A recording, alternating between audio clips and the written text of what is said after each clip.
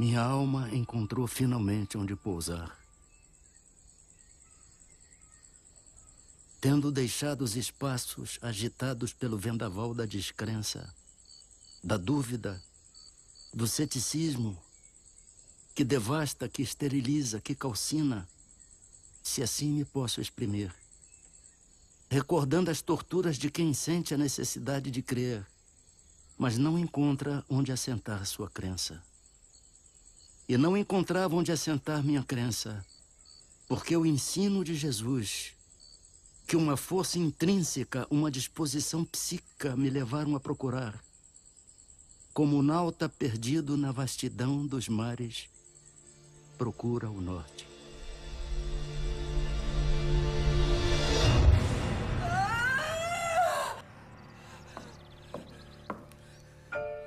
Vamos, dona Fabiana, só mais um pouco e a criança sairá. Força, minha filha, força!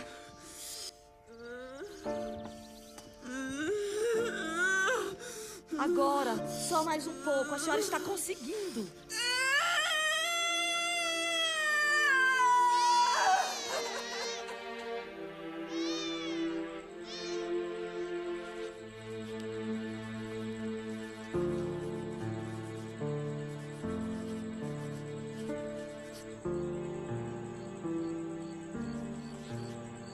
Nasci numa região quase inóspita no meio do sertão cearense. Um lugar onde a barbárie dos antigos conquistadores tornou-lo conhecido por Riacho do Sangue. Era um autêntico Bezerra de Menezes, família de grande influência na região, de honrarias, de disputas políticas e de ideias libertárias. Era filho de Antônio Bezerra de Menezes, capitão das antigas milícias e tenente-coronel da Guarda Nacional. Salve, doutor Antônio Bezerra. Salve, seu Altino. O que traz a estas bandas? São mantimentos e muitas encomendas também. Viagem longa, né, seu Altino? E cansativa. É um salve de lascar. Ainda muito jovem, não entendia o respeito que meu pai causava nas pessoas. Não era incomum a visita de tropas procurando rancho nas paragens de meu pai.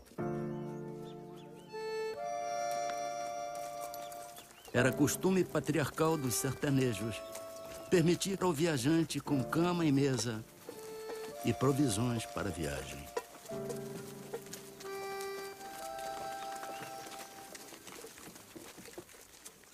Trouxe o que lhe pediu, Altino? Mas é claro, né, senhor Antônio? Ó, o menino Adolfo vai gostar disso. Muito bom. Adolfo, meu filho, corra! Corra, tem uma surpresa pra você.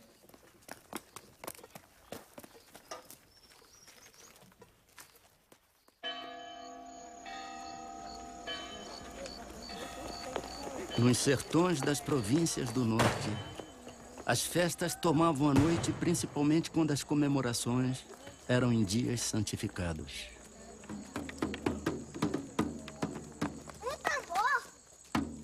Nasci e criei-me no seio de uma família tradicionalmente católica.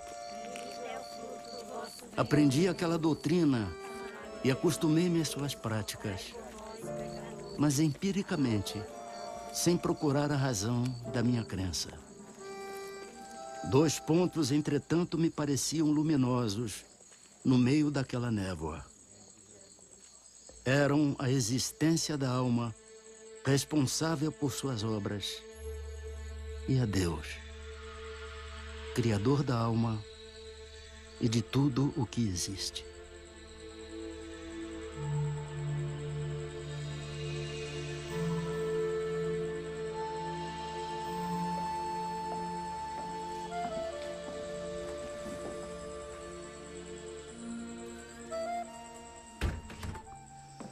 Doutor Leopoldino, o senhor sabe quanta alegria o senhor traz para essa casa com a sua visita e de sua esposa. Alegria e muita honra, não é mesmo? Aceita o licor? Oh, sim. Merci, madame. Meu senhor. Obrigado, Fabiana. Mas, doutor Leopoldino, conte-nos aquela história. A família era mesmo de São João do Príncipe. Uma família, sobretudo religiosa, que não se deitava antes de rezar o terço e não se levantava sem cantar o ofício de Nossa Senhora.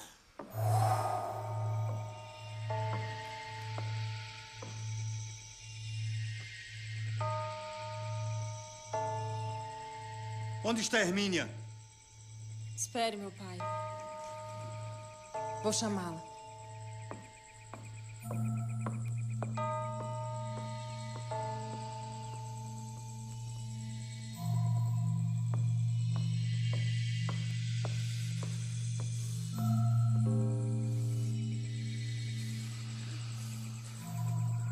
Hermínia, minha irmã. Vamos. Está na hora do terço. Nosso pai já a chama. Ninguém me diz o que fazer. Que o terço espere nas profundezas do inferno. Sai daqui! Surpreendidos os pais, principalmente por não ter acudido ao seu chamado, ela que era dócil e obediente, mandaram-lhe dizer novamente que só estavam esperando por ela. A resposta foi que podiam esperar quando quisessem, que ela não estava disposta a concorrer com ridículas práticas.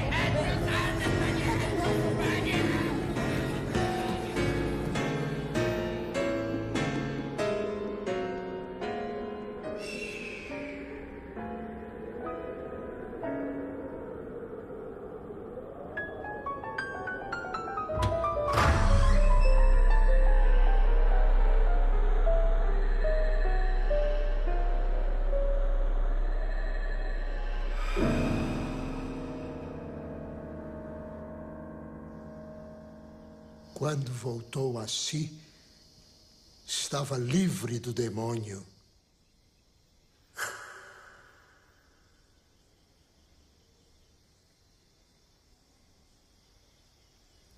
Aquele relato do velho contador de histórias seria o meu primeiro contato com o universo além da matéria.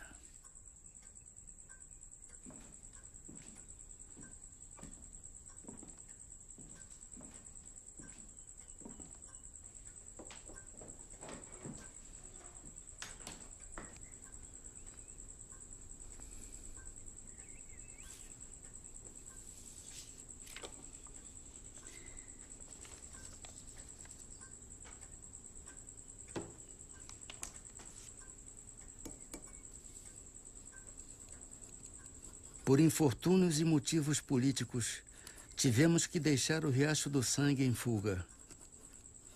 As perseguições aos ideais libertários se intensificaram na província. Um aliado político e parente, Major Facundo, fora assassinado e meu pai corria risco de vida.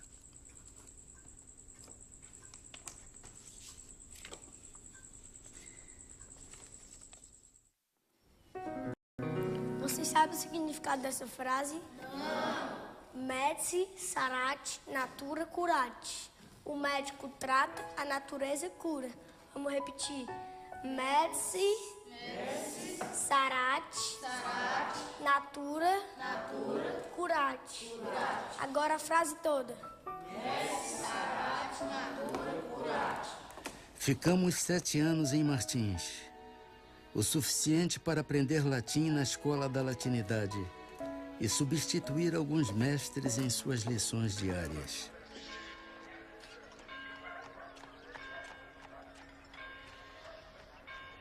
Retornamos ao Ceará após arrefecer os ânimos.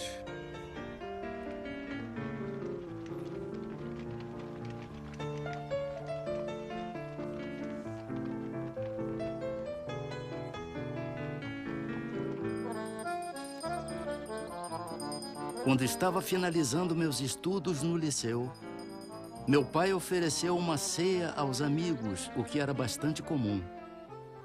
Mas aquela tinha um sabor diferente. Senhores, meu filho em breve irá deixar-nos para concluir os seus estudos superiores no Rio de Janeiro.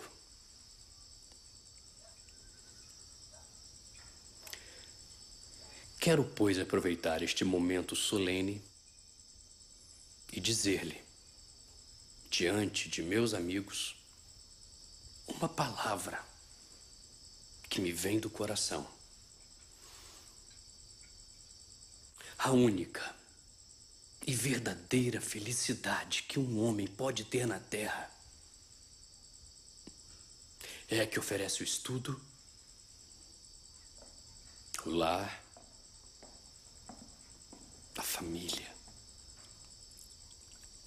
os filhos. E se esta felicidade é a avis rara dos poetas, meu filho irá encontrá-la em seu caminho. E peço-lhe, em meu nome e de sua mãe, que a acolha e não deixe escapar.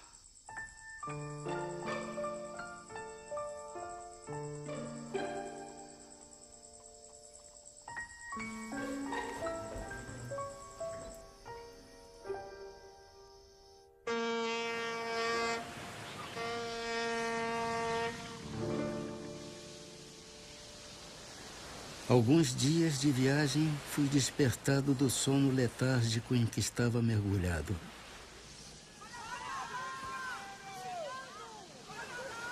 Nenhum perigo havia. Eram os passageiros que se acotovelavam para melhor verem o gigante de pedra que guarda a entrada da primeira baía do mundo.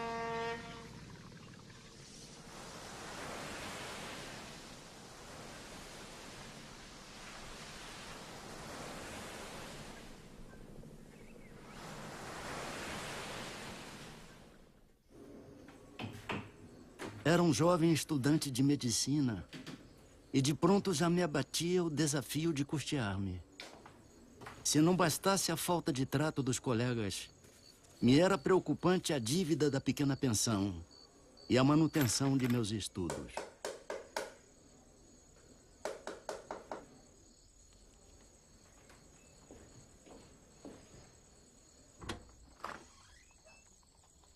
Senhor, o que deseja?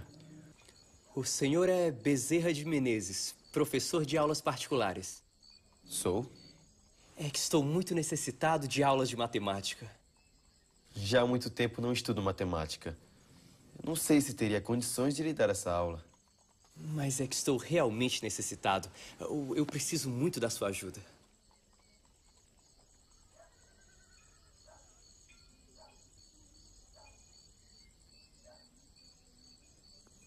Está bem.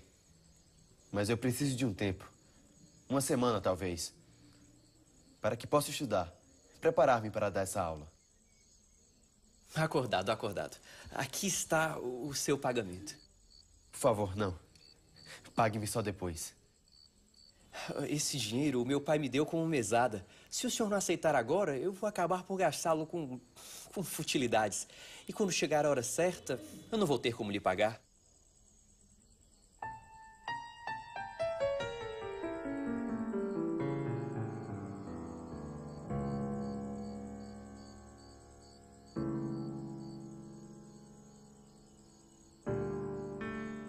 Está bem. Muito obrigado. Aquele dinheiro era suficiente. As necessidades mais urgentes.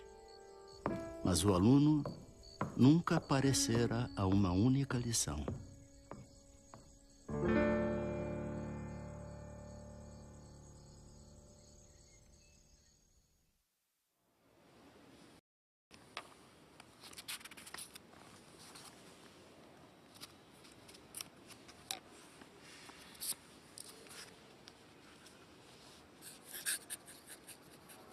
Os desafios de sobreviver em terras distantes já anunciavam o exercício da tolerância frente aos preconceitos de meus colegas na Academia Imperial de Medicina.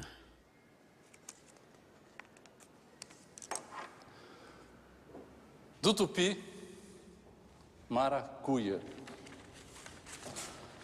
Fruto que se serve ou alimento na cuia. Produzido pelas plantas do gênero Passiflora, da família das Passifloraceae. Angiosperma da ordem Malpighiales, divisão Magnoliófita, classe Magnoliópsida. Poderoso tonificante, anticonceptivo, calmante, hipnótico, hipotensor, refrescante antiespasmódico, antifebril, sedativo e sonífero.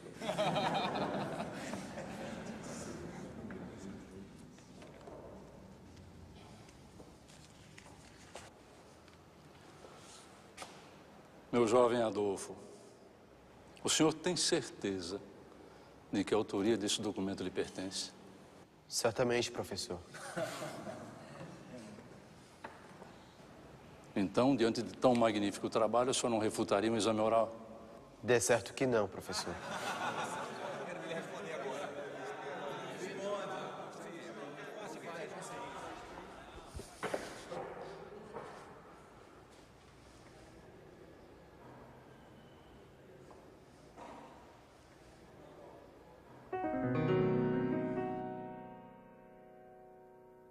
Aquela arguição durou cerca de 1 hora. Ao constatar de que o trabalho era de minha autoria, conquistei um certo respeito de meus colegas e mestres.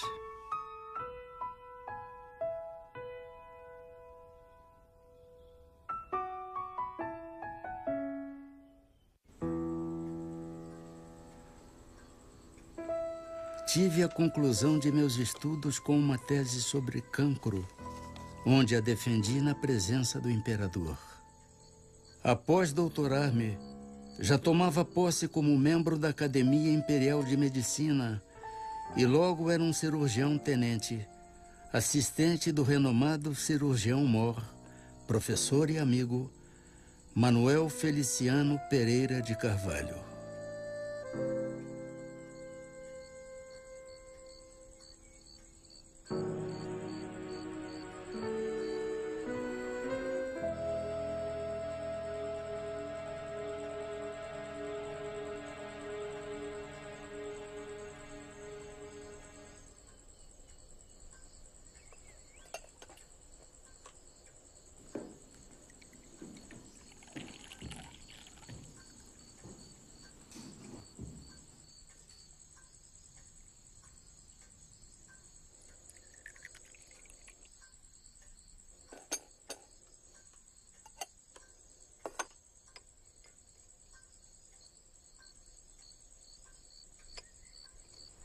Maria Cândida.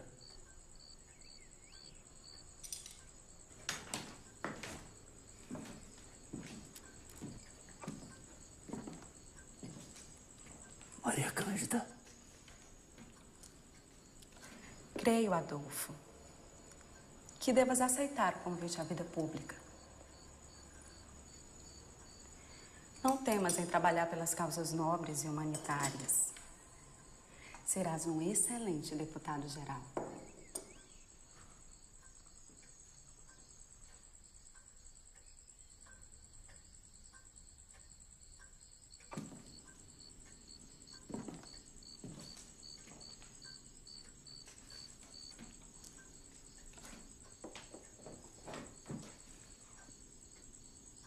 Maria Cândida me motivava entre duas paixões: a medicina e a política.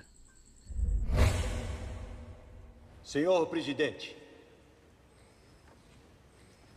o projeto 15 de julho, da autoria do nobre deputado Rodolfo Dantas, é um avanço abolicionista.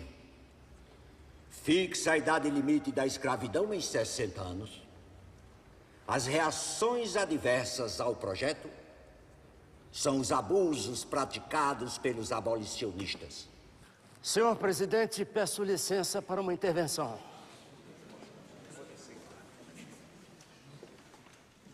Vossa Excelência sabe perfeitamente que um movimento que levava de forma acelerada a efetivar-se a abolição neste país foi bruscamente interrompido pelo projeto do dia 15 de julho.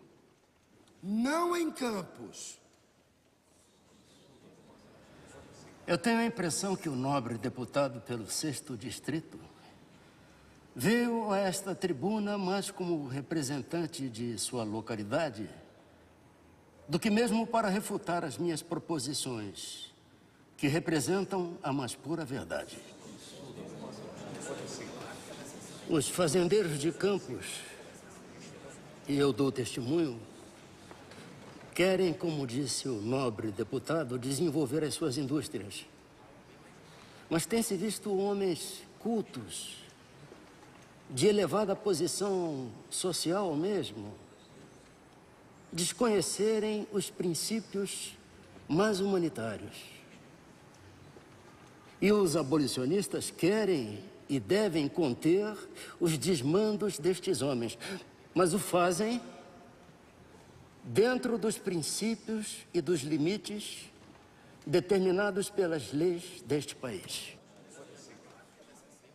Esses homens, senhor presidente, são capazes de cometer as maiores barbaridades contra escravos que são seus semelhantes. E o nobre deputado aqui disse e aqui qualificou que esses atos não passam de abusos de abolicionistas. Mas um abuso não justifica outro. Punam-se ambos.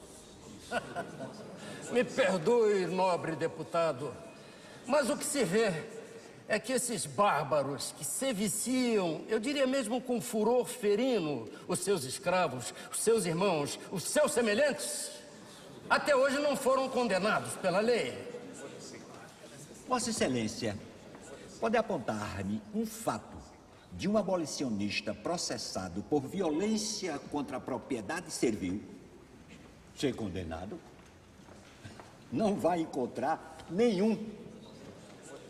Realmente, nobre deputado, eu não apresento um só, porque já que os senhores que torturam, barbarizam, se viciam os escravos que são seus semelhantes e não sofrem qualquer tipo de repressão, por que os abolicionistas deveriam ser punidos por salvarem vidas?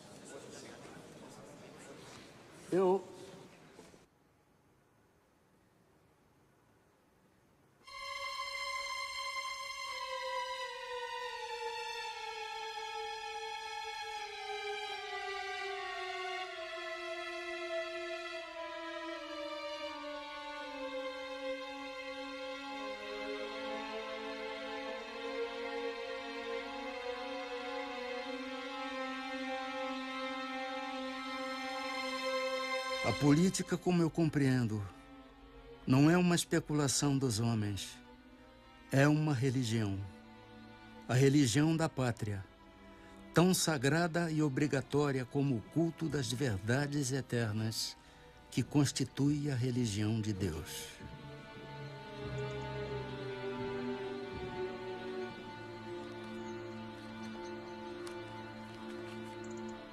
Vossa Excelência?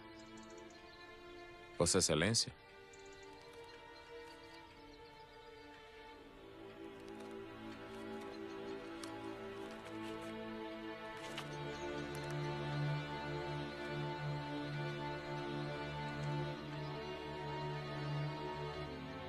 Descrença, corrupção e incredulidade. Eis, pois, senhores, o sumário de todos os sintomas que oferece o país, sobre o tríplice ponto de vista por onde o consideramos. E quem, depois disso, ainda tão cego, que não divise nos horizontes da pátria a nuvem negra da tempestade. A pátria está principalmente em perigo quando princípios tão perniciosos como esses que apontei se insinuam por todo o corpo social, pois eles corrompem-lhe o sangue, gangrenam-lhe todo o organismo e tiram-lhe toda a força de coesão necessária para resistir à exploração produzida pelo choque de interesses sórdidos que tais princípios promovem com ampla generosidade.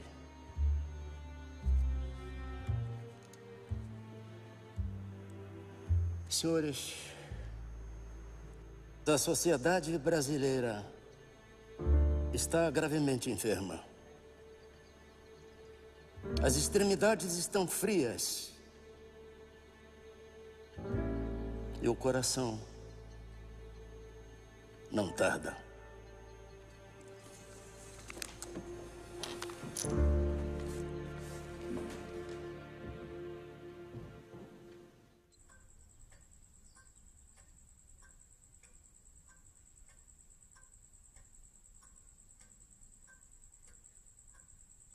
Abandonava a religião da pátria para dedicar-me à medicina.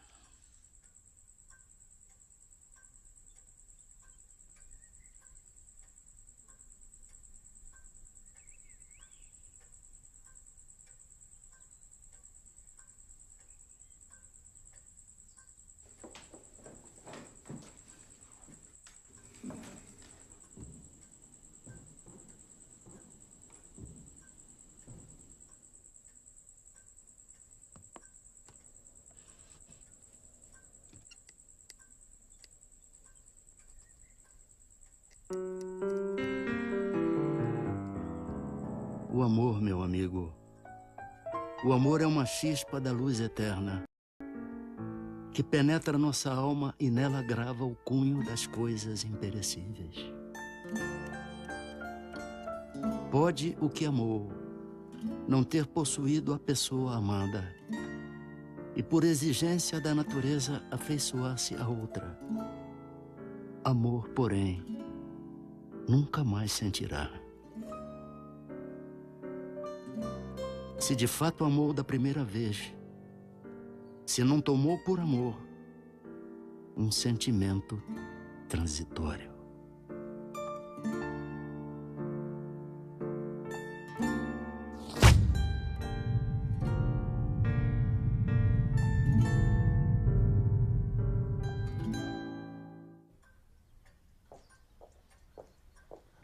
Após o desencarne de Maria Cândida, esposei-me com sua irmã, Cândida Augusta, que sempre esteve ao meu lado, principalmente nos momentos de desculto à matéria, resignação e dedicação à minha crença.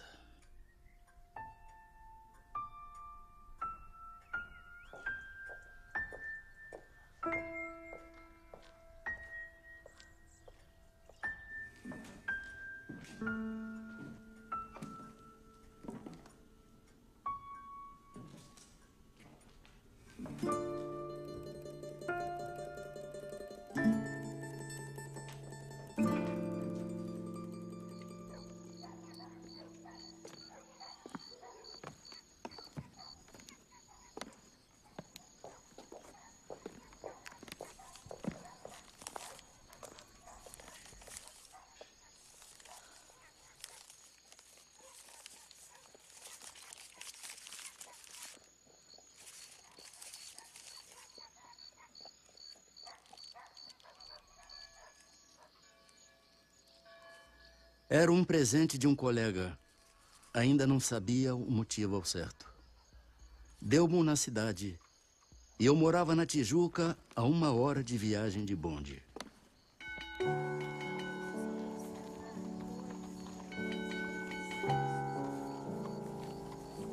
Não tendo distração para a longa e cansativa viagem, disse comigo: ora Deus, Não hei de ir para o inferno por ler isto. Abri o livro e prendi-me a ele como acontecera com a Bíblia.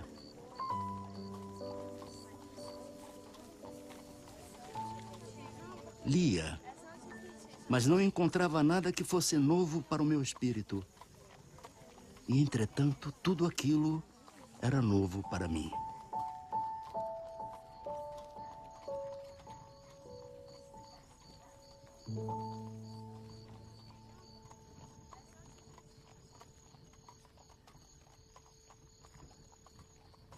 Se não bastasse a afinidade com o livro dos Espíritos, a experiência com o médium João Gonçalves foi a certeza de meu desígnio.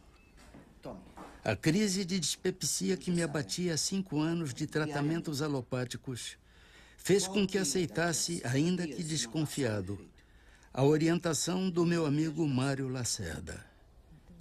Fora Mário o encarregado à primeira consulta mediúnica.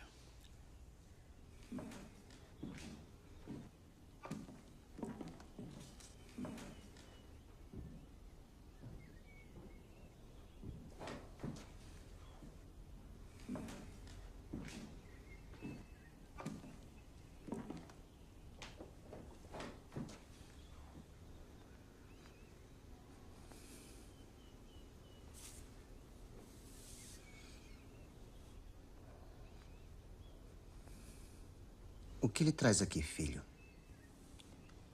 Um amigo que sofre de uma enfermidade e, pelo que vejo... O seu amigo médico sofre de náuseas, tonturas, vômitos, ardências no estômago. A dor no peito não é do coração.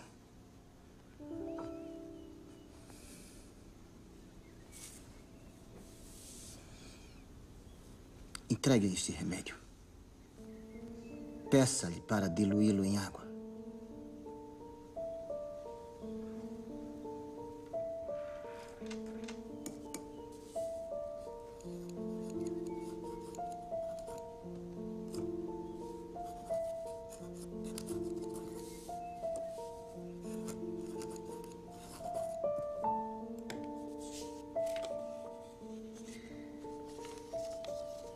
Diga-lhe para seguir as orientações do humilde amigo.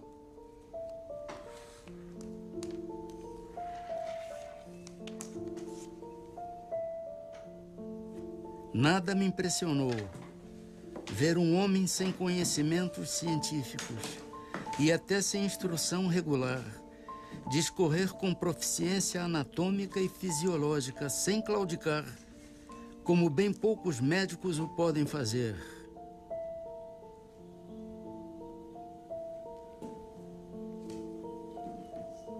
Em pouco tempo de tratamento, a doença desaparecia.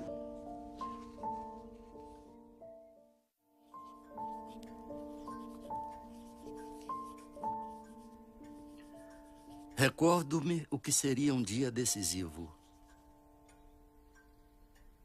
Influência física nenhuma senti. Mas moralmente já me tornara outro homem.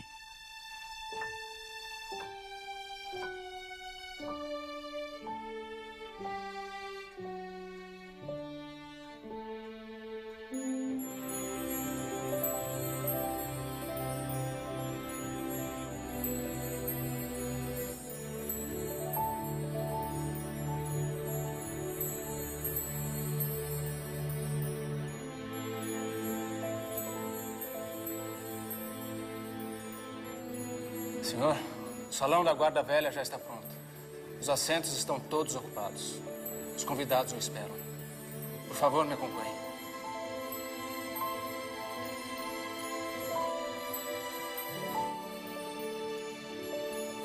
Com licença, senhor. Quero assinar o livro de presenças.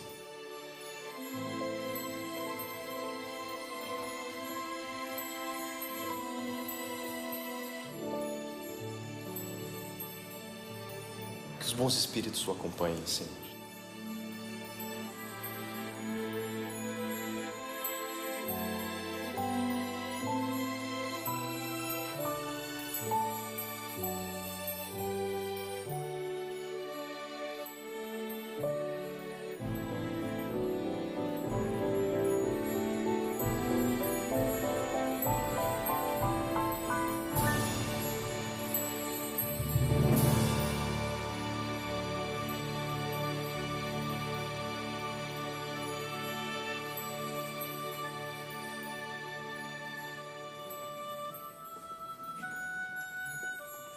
Naquele dia me abracei com um cascalho para não rolar no abismo da descrença. E como aquela mão me impeliu para ele, quebrou a meus olhos e me fez patente o brilhante nele contido.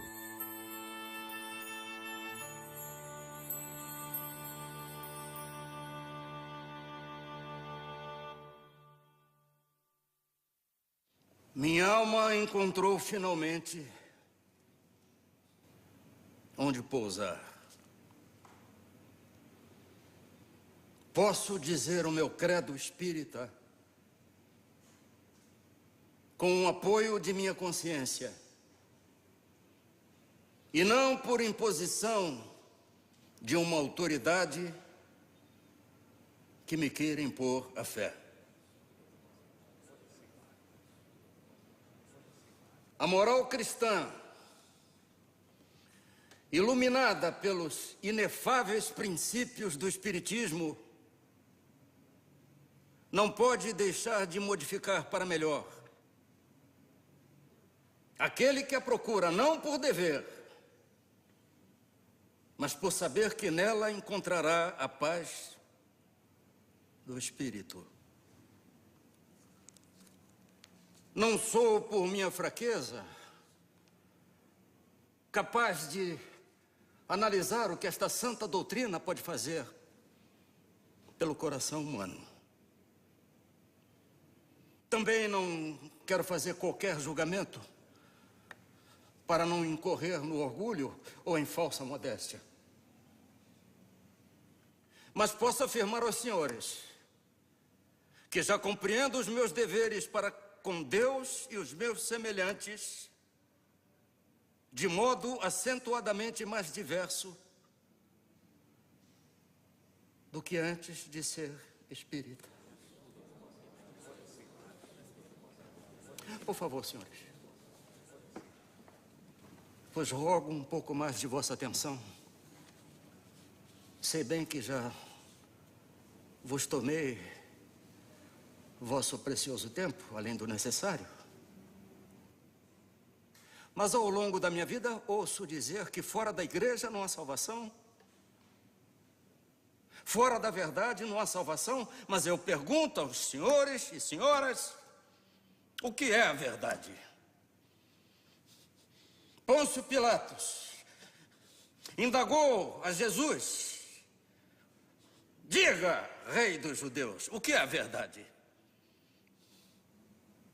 E o mestre, humilde e silenciosamente, abaixou a cabeça. E o Espiritismo? O Espiritismo não pede, não afirma que fora do Espiritismo não há salvação. Ele diz humildemente que fora da caridade não há salvação. Obrigado. Bravo, bravíssimo! Muito bom!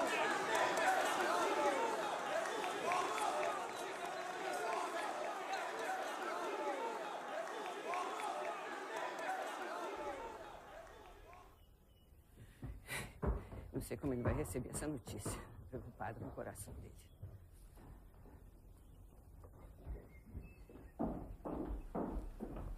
Ah, Soares.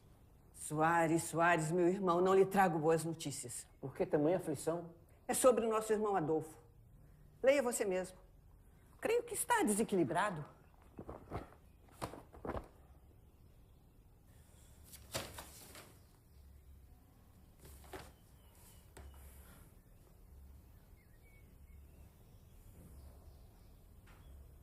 Está louco? Por que cometer tal pecado em público?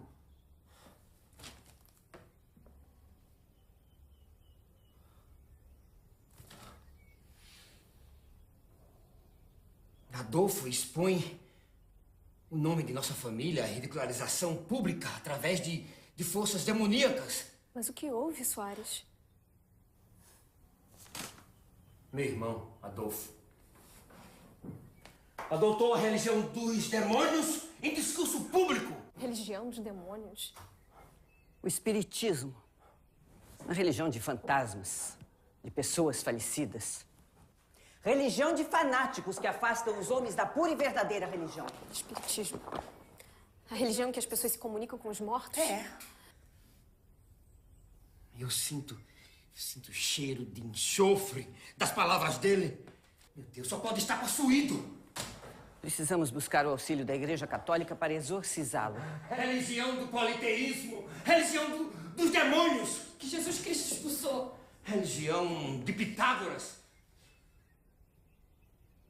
Buscam a pluralidade da existência como boa nova para atrair noviços.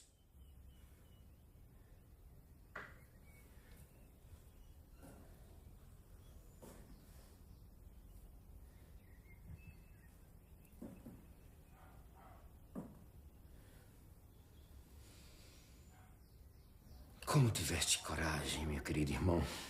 Como?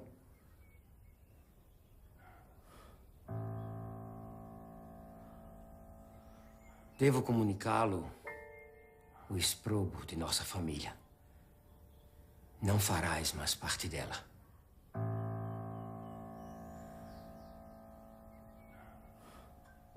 Devo dizer-lhe, estimado irmão, que colocaste o nome de nossa família à execração pública.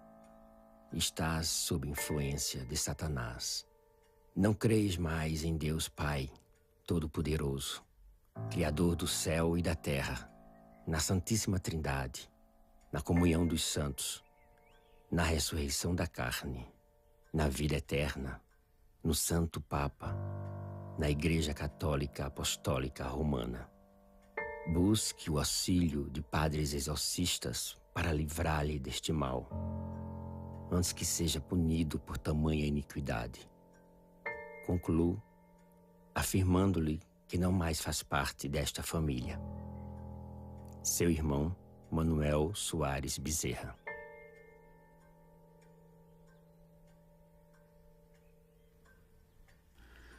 Dentre as reações adversas à minha escolha ao espiritismo, aquela me atingira profundamente a alma.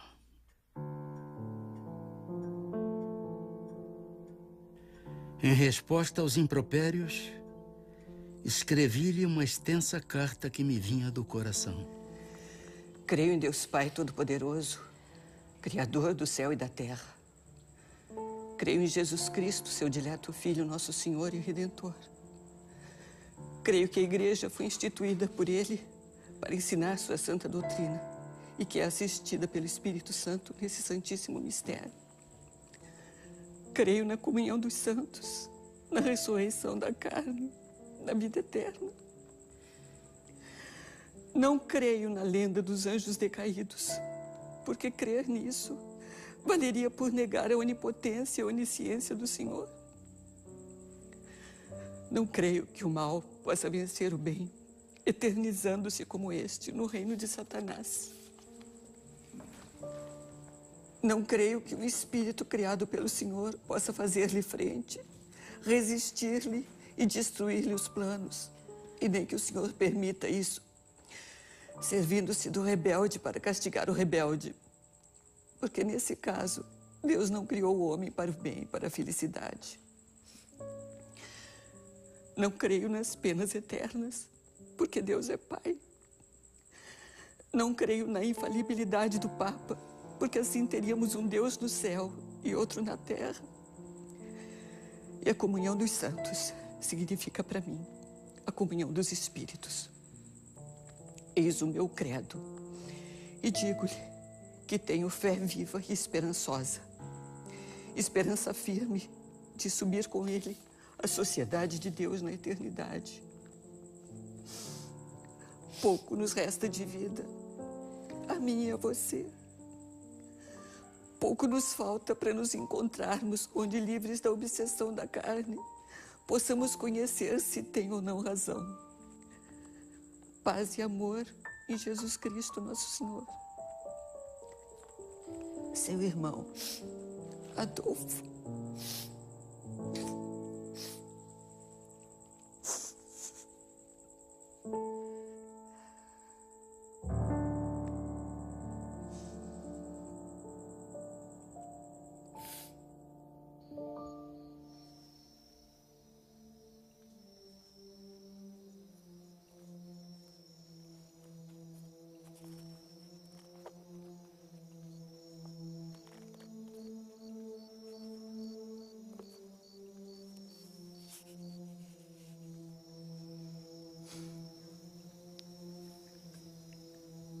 Amai os vossos inimigos. Agradecemos a todos os bons espíritos de luzes que quiseram se comunicar conosco e lhes pedimos nos ajudar para que possamos desenvolver e orientar a todos através das instruções que nos deram e que possamos, ao final desta reunião, cada um de nós sair cada vez mais fortalecido na prática do bem e do amor ao próximo. Desejamos também, ao mesmo tempo, que essas instruções sejam proveitosas para os espíritos sofredores, ignorantes, viciosos, que também pediram para assistir à nossa reunião e aos quais rogamos a Deus toda a sua misericórdia. Graças a Deus.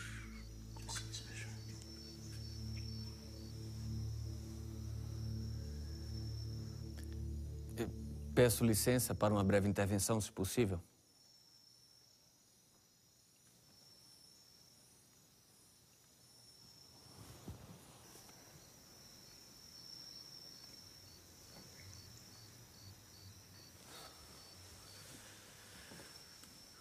Bezerra, continuo ateu. E não somente por meus colegas, mas também por mim, venho convidá-lo a um debate público, a fim de provarmos a inexpugnabilidade do materialismo contra as pretensões do espiritismo.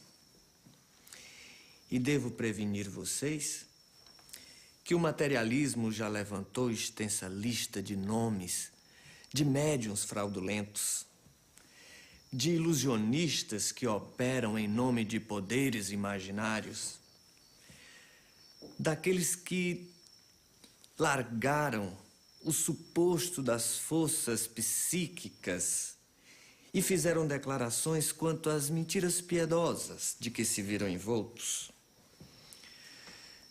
dos chamados sensitivos, que reconheceram seus enganos e desertaram das fileiras espíritas. E, juntamente com esta relação, apresentaremos outro rol de nomes que o materialismo também levantou. Nomes dos experimentadores que provaram a inexistência da comunicação com os mortos, de sábios que não puderam verificar as factícias ocorrências da mediunidade, de observadores desencantados de qualquer testemunho de sobrevivência, de estudiosos ludibriados por vasta súcia de espertalhões. Esperamos que você e os espíritos aceitem o repto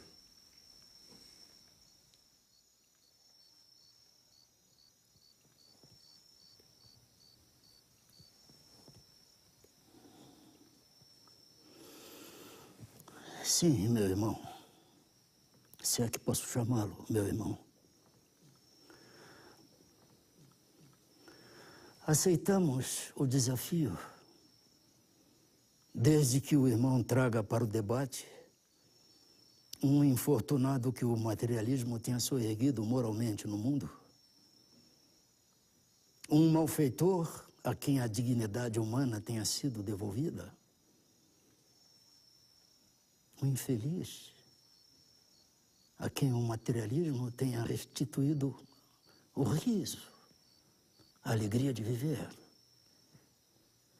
Os desesperados da alma a quem tenha sido restituído a paz do coração. E aqueles que sem rumo, sem bússola na vida, que foram arrancados das portas do inferno pelo materialismo.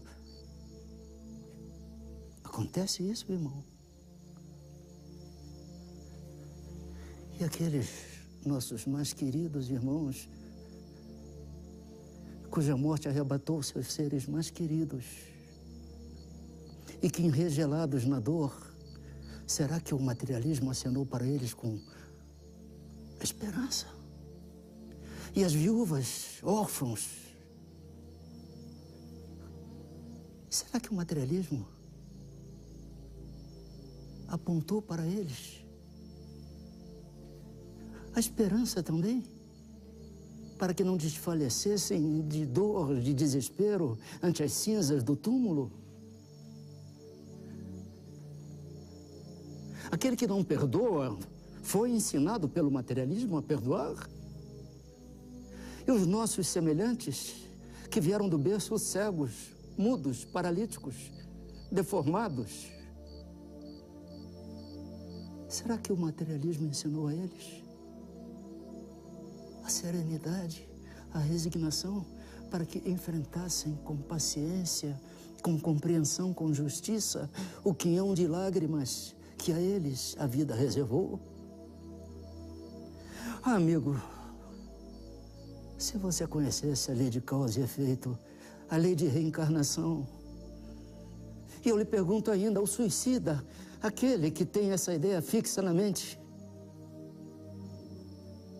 o materialismo teria tirado de sua cabeça este ato que é considerado o crime mais afrontoso ao Criador?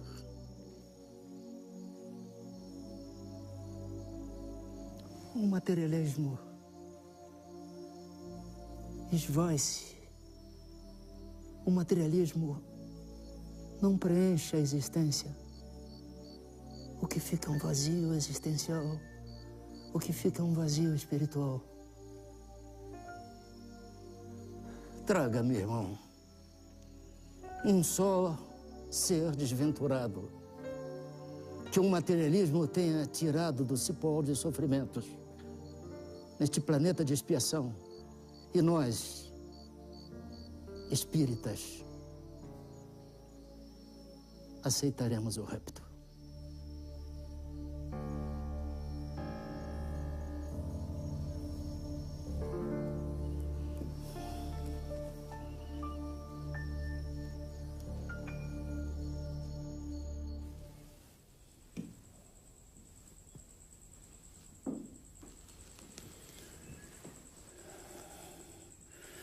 Há quanto tempo o Francisco está com febre?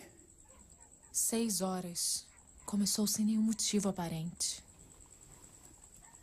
Muito bem. Eu vou preparar um banho. A febre vai ceder.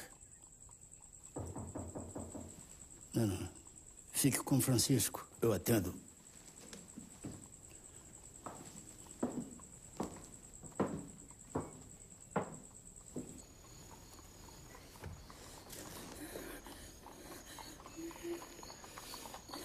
O que foi, senhora? O que aconteceu? Senhor, o senhor precisa me ajudar. A minha filha está muito doente em casa. Quando eu cheguei, ela já não tinha mais nenhuma força. O senhor precisa socorrê-la. Eu sei, senhora. Acontece que o meu filho também não... Eu imploro, senhor. Eu tenho medo de perdê-la ainda essa noite. Está bem.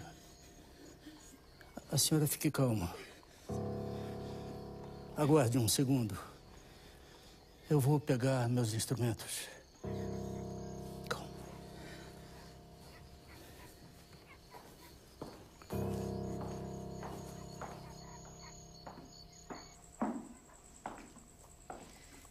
Quem era Adolfo?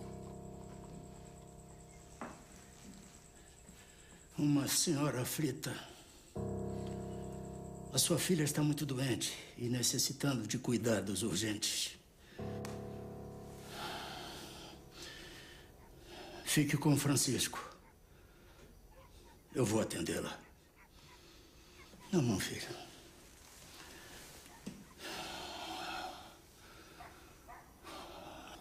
Senhor, em vossas mãos,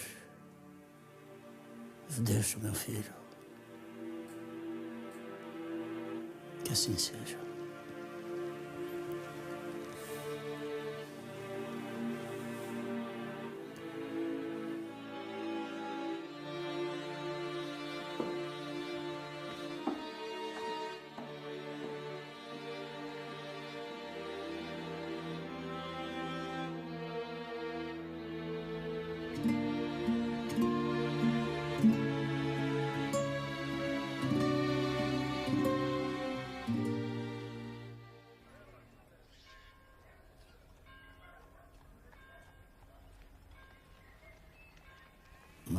Mais. Bota a linguinha para fora. Isso.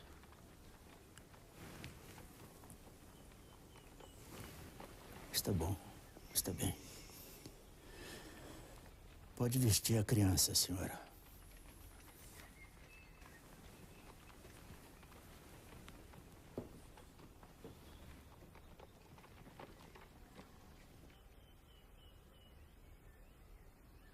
Esses são os medicamentos que a senhora deve comprar.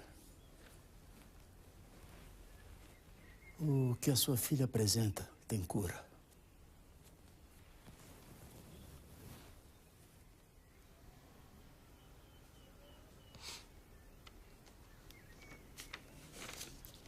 Me perdoa, doutor. Mas eu não tenho um centavo de réis para comprar o medicamento.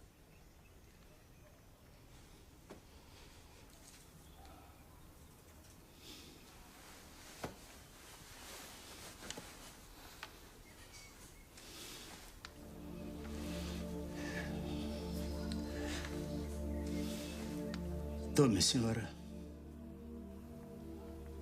Isto lhe será mais útil. Eu não posso aceitar. Não posso. O seu anel de formatura. Ele não terá a menor utilidade para mim, senhora.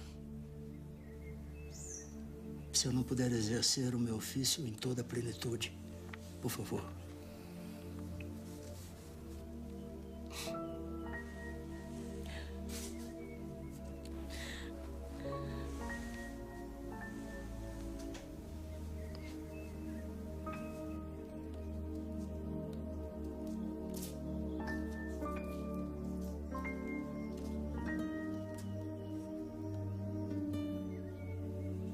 O médico verdadeiro não tem o direito de acabar a refeição, de escolher a hora, de inquirir se é longe ou perto.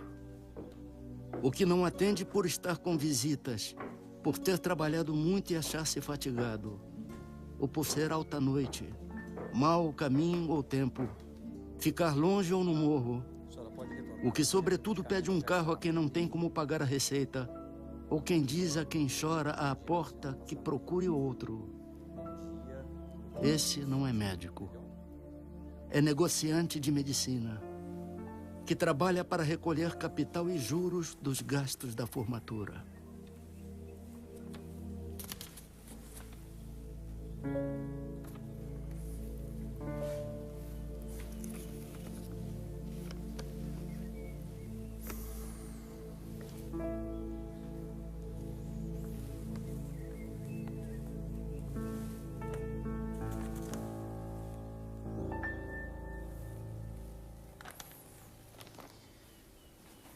Nós já temos inúmeras dívidas do Dr. Bezerra de Menezes. A senhora tem como pagar o medicamento?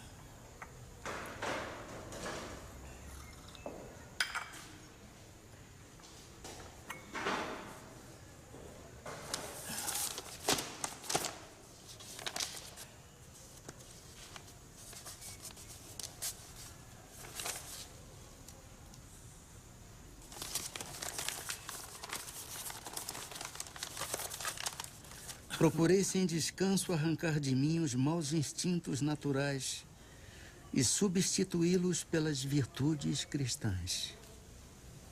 Tendo fé, tenho esperança. E quanto à caridade, procuro tê-la o mais que me é possível.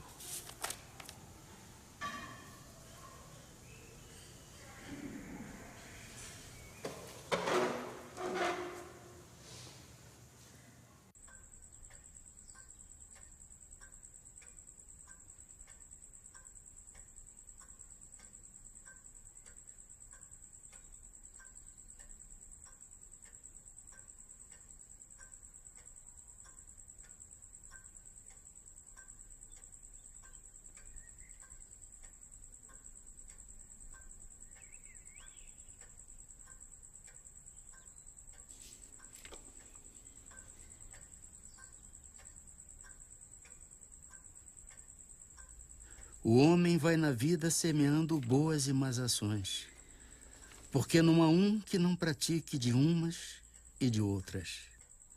O mais puro espírito tem suas fraquezas. Nenhuma ação da criatura humana é esquecida ou desprezada.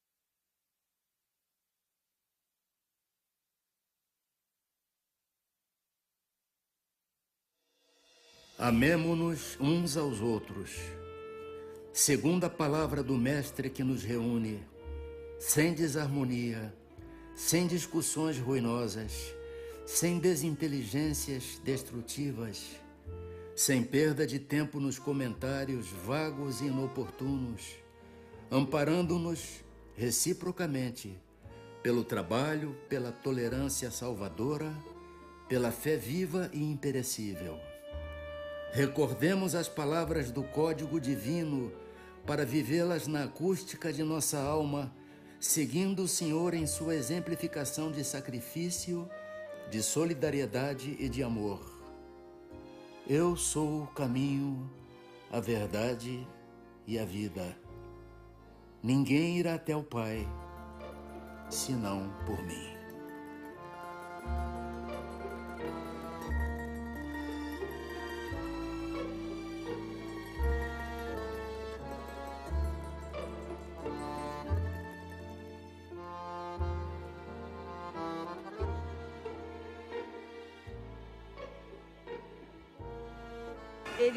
Ele é um espírito que ele coordena todos os médicos do espaço.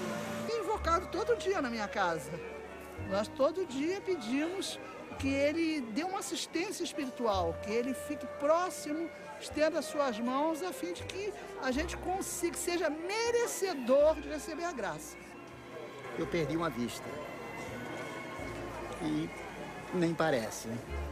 Então, nessa operação eu pedi, não só ao Bezerra de Menezes, como a outros médicos do espaço, que orientasse os médicos que estavam me operando.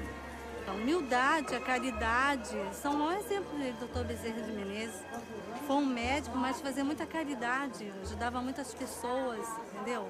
Esse é um dos maiores exemplos dele, a caridade, a humildade que ele tinha no coração. Quando eu me lembro que o Dr. Bezerra nasceu em 1831, e conseguiu o que ele conseguiu, porque a gente vai fazer um pouco mais de esforço para também conseguir ser uma pessoa melhor.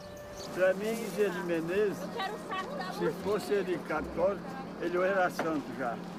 Como era espírita, ele é um trabalhador do Cristo em benefício das pessoas carentes, em benefício de todos nós. Bezerra de Menezes é uma luz. Depois de Jesus, só Bezerra de Menezes, porque respeitando a Deus, porque o que ele fez, nenhum outro homem fez aqui. Pelo menos no Ceará, no Brasil. Porque no século passado, nascer aqui, se formar, ser o médico dos pobres, renunciar a tudo e aceitar a doutrina espírita, e divulgou a união, o amor pelo seu semelhante, concluído as palavras de Jesus. Amai-vos os outros, eu vos amei. Ele amou tanto que não ficou com nada da terra, mas ficou com tudo do céu.